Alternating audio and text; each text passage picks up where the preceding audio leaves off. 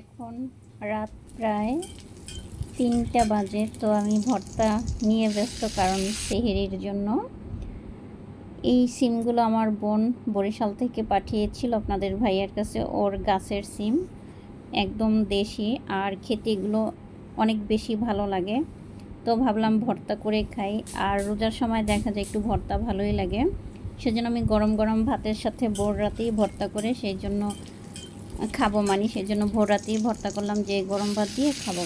সিমগুলো সিদ্ধ করে নিয়েছি, আর পেঁয়াজ, রসুন, কাঁচামরিচ একটু ভেজে তারপরে সিমগুলো দিয়ে দিয়েছি।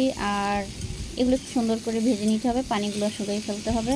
এই তো হয়ে গেছে, এটা ভাজা হয়ে গেছে। এখন আমি এটা শিল পাটায় বেটে নিব, আর শিলপাটায় বেটে ভর্তা করলে খেতে অনেক বেশি মজা লাগে। হয়ে গেল আমার সিম ভর্তা, গরম গরম ভাতের সাথে খেতে কিন্তু অনেক বেশি ভালো লাগে।